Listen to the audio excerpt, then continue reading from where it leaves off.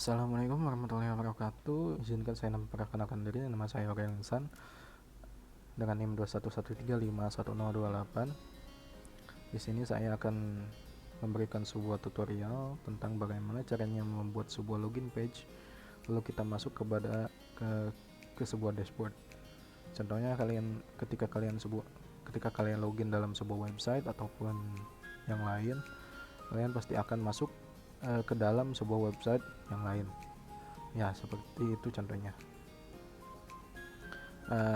Hal pertama yang akan kita gunakan, hal yang pertama atau langkah pertama dalam membuat sebuah program ini, yaitu kalian harus mendownload atau mengunduh software XAMPP. Yang dimana software XAMPP ini adalah sebuah software gratis untuk kebanyakan untuk kita sebagai newbie ataupun kita untuk belajar dalam membuat sebuah website. Yang pertama, untuk mengunduhnya kalian itu harus untuk mengunduhnya kalian bisa cari yang namanya XAMPP, lalu kalian masuk ke sebuah website yang paling atas ini adalah sebuah website resmi dari Apache-nya ataupun XAMPP-nya. Lalu kalian unduh yaitu yang versi 62 bit atau 64 bit, yaitu yang 8.1 lalu 10.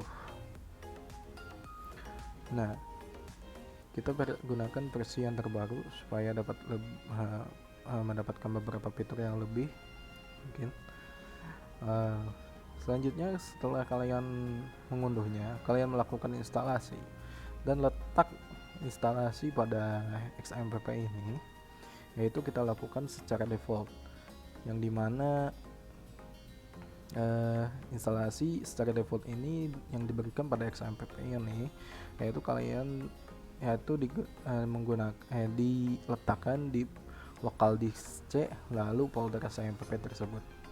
Setelah kalian melakukan instalasi, hal yang pertama kalian ketahui yaitu untuk meread beberapa program dari untuk meread beberapa program PHP, yaitu kalian harus meletakkan program PHP tersebut ke dalam sebuah folder yang bernama htdoc. htdoc sendiri yaitu untuk meread beberapa program PHP. Ya intinya dalam folder htdoc ini, setelah kita menjalankan sebuah program PHP dalam sebuah website, nah program PHP itu harus dimasukkan ke dalam sebuah htdoc supaya bisa berjalan. Ya intinya seperti itulah. Untuk selanjutnya kalian bisa melihat pada sebuah file yang bernama index ini. Nah, asalnya ini index itu tidak menggunakan spasi, pasti akan kata index seperti ini, yang dimana kalian ketika menekan ke localhost saja, maka akan masuk ke dalam sebuah dashboard ataupun gak ada. Ya, aku gak ada.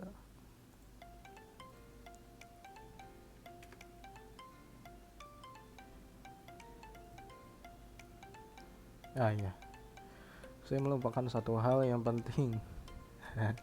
Dalam menjalankan ke localhost ini, hal yang pertama kalian lakukan yaitu mengaktifkan modul Apache ini. Modul Apache ini berfungsi untuk mengaktifkan beberapa website website server untuk menjalankan sebuah program PHP. Caranya simpel, kalian tinggal menekan start ini saja, tunggu sampai Apache ini warna hijau. Nah, setelah warna hijau terlihat Apache ini sudah aktif. Lalu kalian ketik dalam sebuah localhost. Nah, karena indexnya itu masih indeksnya itu terlihat seperti ini, maka kalian akan diarahkan kepada dashboard dari XAMPP-nya. Nah, apabila kalian merename-nya, maka ini akan pencarian sebuah folder pada sebuah htdocs. Nah, kenapa harus seperti ini? Yang dimana kalian, nah, apabila kalian ingin mencari beberapa program PHP tapi bingung caranya, kalian tinggal cari saja di localhost ini, yaitu sebuah program yang akan dijalankan. Apabila indeksnya itu masih ada, maka ketika kita mengetik sebuah localhost, maka akan diarahkan ke sebuah dashboard dari XAMPP-nya. Oke. Yang selanjutnya kita akan membuat sebuah programnya. Sebenarnya sih enggak program, yaitu kita akan membuat sebuah HTML ataupun program PHP sama aja. Yaitu di sini saya akan menggunakan sebuah Visual Studio Code. Kalian bisa menggunakan software lain seperti Sublime Text ataupun yang lainnya. Karena saya menggunakan Visual Code, saya akan menjelaskan tentang beberapa extension yang akan digunakan pada program PHP ini. Yang hal pertama, kalian harus mengunduh extension CSS ataupun PHP. Hal yang pertama yaitu kalian menggunakan mendownload HTML CSS support ini. Ya, ini berguna untuk menjalankan sebuah software HTML.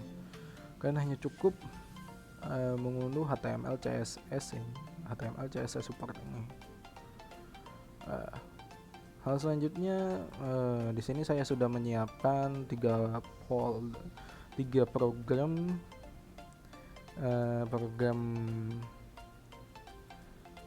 di sini saya sudah menyiapkan 3 program, yang dimana program ini adalah sebuah login page supaya kita menggunakannya. Nah, di sini kita bisa lihat saya menggunakan login page, lalu kita ke validasi, lalu kita masuk ke dashboardnya. Nah, di sini kita mengetik sebuah doctype HTML, sudah pasti ya, karena ini menggunakan sebuah HTML. Lalu kita masuk lagi, kita mengetik ini. Nah ya, sebenarnya saya mempunyai sebuah cara ya untuk membuat sebuah HTML ataupun kode HTML dengan cepat. Contohnya kita ingin membuat sebuah program, tapi kita nggak mau mengetik sebuah doctype HTML ataupun header yang lainnya. Di sini kita hanya harus ketik tanda seru, nanti akan ada program seperti ini, kalian tekan saja. Nah, semuanya akan terisi semua seperti ini. Nah, langkah pertama yang akan kita lakukan yaitu kita memasukkan sebuah bootstrap. Bootstrap ini sebenarnya sih berguna untuk membuat sebuah tampilan lebih cantik. Biasanya untuk bisa menambahkan beberapa gambar ataupun yang lainnya seperti tabel, background, dan yang lainnya. Nah, untuk bootstrap ini saya mendapatkannya yaitu di W3 School, dan juga saya menggunakan ini secara online ya. Kalian tinggal ketik bootstrap 5 tutorial di sini, lalu kalian ketik get started. Di sini kita akan kelihatan yaitu ada link bootstrapnya, dan juga syarat ketentuan dalam membuat sebuah untuk sebuah link ini, yaitu kalian hanya harus mengaktifkan koneksi internet Anda supaya linknya itu berjalan sesuai. Oke, yang selanjutnya kita masuk ke sebuah body. Nah, kita lihat di sini ada class container v5 backgroundnya primary. Yang dimana kontainer ini sebuah tabel atau kotak ya kan. kotak yang dimana untuk menampung sebuah kata-kata dalam kontainer. Ya singkatnya kita contohnya kita mempunyai sebuah contoh, kita lihat sebuah contohnya. Ya saya masih belum. Ya dalam kalau saya kalau misalnya saya membuat sebuah program HTML, saya pasti melakukannya di file HTML-nya dulu, lalu dikonvert ke PHP. Save as login HTML supaya bisa mengecek beberapa apakah ada kesalahan ataupun tidak. Jadi kalau misalnya ketika kita ingin mengecek sebuah program yang dimana program tersebut apabila filenya berjenis PHP, itu kita harus mengaktifkan XAMPP nya dulu terdulu. Sedangkan kalau misalnya kita menggunakan HTML, kita hanya perlu filenya saja untuk menjalankan dalam sebuah web. Oke.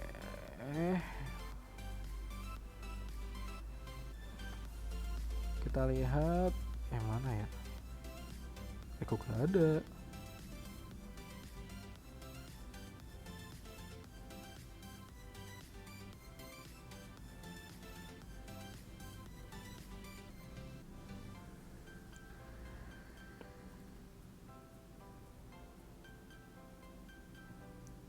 Nah, kita bisa lihat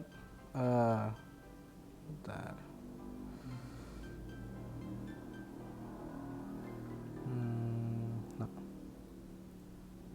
Salah. Nah, kita bisa lihat pada kontainer div class container v5 background v5. Nah, kontainer ini sendiri yaitu kata dari kotak ini ya, kayak background kotak ini adalah sebuah kontainer yang dimana dengan backgroundnya itu primary, yang dimana primary itu ada biru ya. Nah, V itu ada fading, my itu ada margin Y, yang dimana margin fadingnya itu 5 dan marginnya. Nah, di sini saya menggunakan sebuah style border radius 20 pixel, yang dimana border radius ini adalah melengkungkan sebuah kontainer ini. Nah, untuk border colornya menggunakan ini, yaitu sebuah untuk mewarnai beberapa color, masih nggak ngaruh juga sih. Ya sudah. Yang di sini adalah H1, yaitu untuk menambahkan yaitu untuk nama atau H1 itu untuk kata heading 1, yang dimana ukurannya sebesar seperti ini. Oke, yang selanjutnya ada untuk selanjutnya itu di beberapa di login page yang ini ya, di kontainer login page ini kita masukkan sebuah row, class row, lalu kita call sm, yang dimana kita melakukan sebuah call dulu pada kolom sm dulu pada sebuah gambar, maka dilihat gambarnya itu akan terlihat sebelah kiri, yaitu memberikan sebuah ruang pada gambar ini. Lalu kita bikin lagi call sm nya 7, kolom margin nya 7, yang dimana class call sm ini untuk meletakkan form marginnya itu sebelah sini. Apabila kita mengubahnya, bagaimana kalau misalnya kita mengubahnya? Contohnya kita call sm nya itu pada sebuah gambar itu 1, maka akan seperti ini ya. Kita harus pintar-pintar mengatur sebuah kolom ini. Nah, apabila kita menggunakan ini, ya otomatis bakal acak-acakan sih ya. Nah, kita lihat untuk selanjutnya yaitu langsung ke form login ya. Langsung kita ke form action, yaitu kita setelah kita melakukan sebuah action, yaitu kita akan masuk kepada validasi PHP ini. untuk mengecek apabila password atau usernya itu benar atau salah. Nah, di sini ada class from floating mainnya, lalu kita input text, yaitu sebuah inputan kata yang untuk user, kayak email. Contohnya kita akan masukkan email ataupun kita username seperti itu. Input text untuk class from control user, placeholder username. Nah, yang dimana kasih labelnya user. Lalu di sini ada sebuah password yang dimana kita programnya VWD untuk menampung beberapa password. Dan terakhir adalah tombol login, submit login, yaitu tabnya submit, lalu gambarnya primary atau biru dengan kata login. Lalu kita langsung ke validasi. Validasi ini sebenarnya sih cukup simpel ya dalam pemrograman, yang dimana kita lakukan sebuah program PHP, lalu kita lakukan sebuah user. User ini kayak apa ya? Setahu saya kata user ini supaya kita mengetahui kata user dari sini ya. Usernya itu apakah benar? Nah, user itu adalah sebuah kata apabila namanya sebuah benar. Contoh logikanya ya, user ini berfungsi untuk mengirim sebuah kata user ini, apakah ini benar user itu sama dengan admin atau pasnya juga sama dengan admin 1, 2, 3. Apabila benar, maka kita akan melakukan sebuah proses kepada dashboard. Kalau misalnya enggak, gagal login atau kita salah, maka akan kembali lagi ke login page-nya. Ya, intinya kata user ini sebuah variabel ataupun tipe data user untuk ya. Dan juga untuk kata user ini chevlogs-nya itu benar-benar harus diperhatikan ya. User-nya itu benar-benar harus diperhatikan. Lalu kita masuk ke sebuah data ataupun dashboardnya ya. Kita masukkan sebuah link bootstrap-nya lagi seperti yang sudah saya lakukan tadi ya. Link bootstrap ini bisa didapat dari W3 School yang tadi ya. Kita masukkan link bootstrap, lalu kita masuk ke body, ke style yang saya gunakan yaitu hanya background colornya berwarna beige. Lalu kita masuk ke deep class container fluid. Nah, di sini bedanya container fluid itu supaya sebuah gambarnya itu bisa pull ke kanan. Nah, kita coba cek. Nah, container fluid itu yaitu supaya kayak kotak ini ya, warna kuning ini itu sampai full dari ujung sampai ke ujung. Apabila kita di zoom juga itu gak akan terpisah ataupun copot lah, karena ini gak ada batasnya. Selanjutnya di sini ada navbar. Navbar di sini yaitu saya menggunakan kayak masukkan sebuah link ataupun yang lain, dan juga menggunakan sebuah container fluid dari background hitamnya ini. Selanjutnya kita bisa lihat ada nav item, yaitu kata navbar. Kata navnya itu kita bisa lihat di sini ada navlink, yaitu kita navlink ini supaya aktif, yang dimana navlink ini berfungsi untuk mengaktifkan atau bisa mencet sebuah link pada sebuah aktif ini. Ya, tetap aja sih baliknya ke sini. Nah, sini kita bisa lihat di sini ada nav ini dengan link. Di sini kita bisa opsional ya. Herb ini adalah sebuah masukan ataupun link yang ingin kita masukkan. Contohnya seperti ini ya. Dalam contohnya dalam sebagiannya di draft term item ada sebuah kata link. Nah, di class nav item dropdown, nav link dropdown toggle, yang dimana kita bisa pencet pada dropdown ini supaya kita muncul sebuah link. Nah, di kata link ini kita tambahin ke link apa saja. Contohnya seperti ini. Ya, maka kita bisa lihat aktif, ini disable-nya udah gak ada. Ya, untuk kata disable yaitu link, nav link disable, yang dimana kita tahu bahwa link ini gak bisa ditekan ataupun link ini disable. Nah, seperti contohnya kita selanjutnya itu kata drop down, kata link ini kalian bisa pencet apabila ada linknya. Kalau misalnya gak ada linknya, hanya akan berputar seperti ini, maka akan jadi seperti ini. Oke, kembali lagi ke topik. Kita maju. Nah, di sini ada div class container MT15. Nah, di sini kita bisa lihat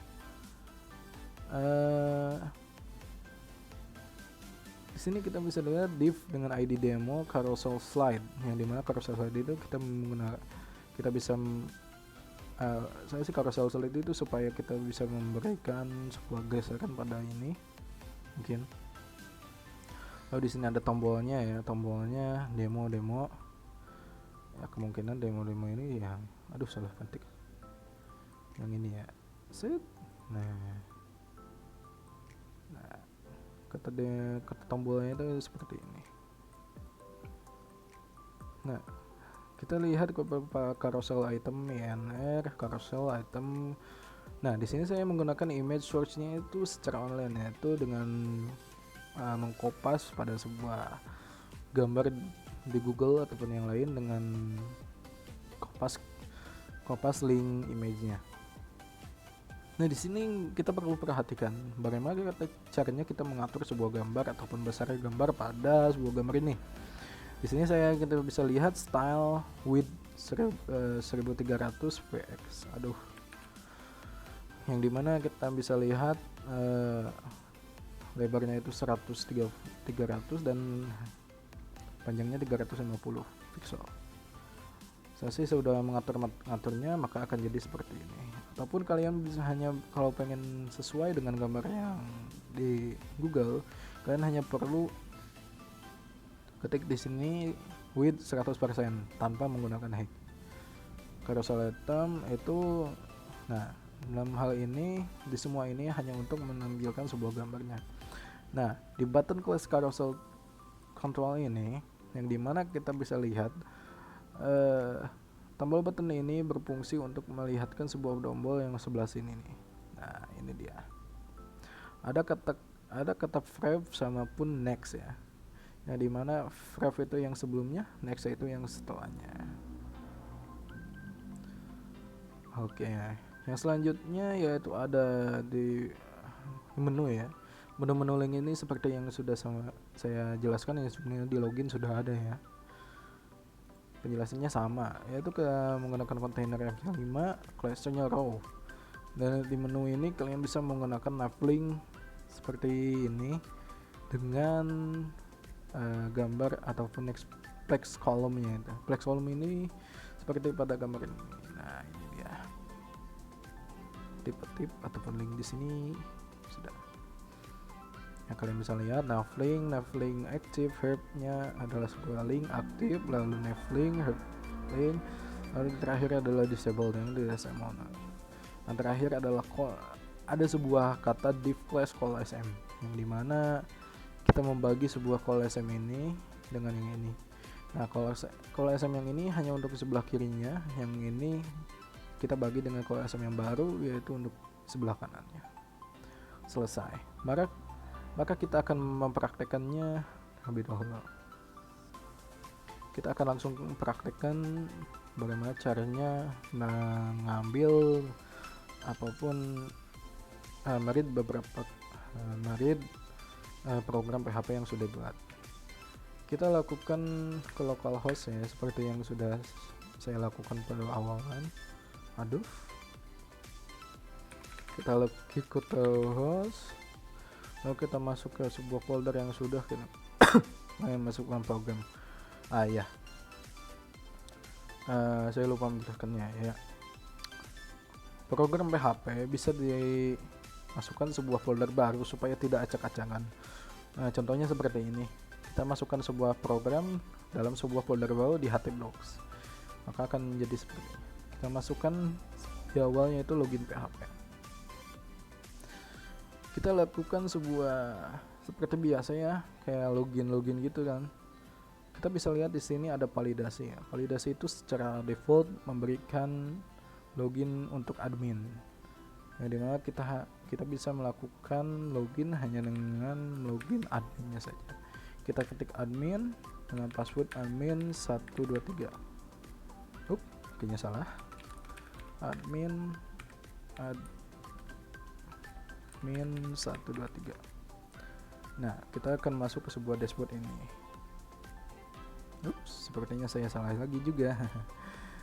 Oke, mungkin dari sini ada yang salah. Kita sepas baru. Itu PHP data. Oke. Kita balik lagi. Admin 123. Nah, maka akan muncul seperti ini. Maka program login page sudah dilaksanakan. Gampang bukan? Mungkin penjelasan saya kurang dimengerti. Oke, mungkin segitu saja yang bisa saya sampaikan. Mohon maaf apabila ada yang kurang ataupun yang lainnya. Ya, mungkin pesan dari saya,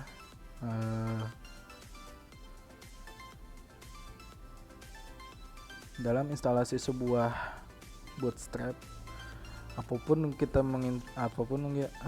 importan sebuah link pada sebuah program HTML ataupun PHP, kalian hanya wajib menggunakan sebuah internet seperti sudah yang disampaikan sebelumnya.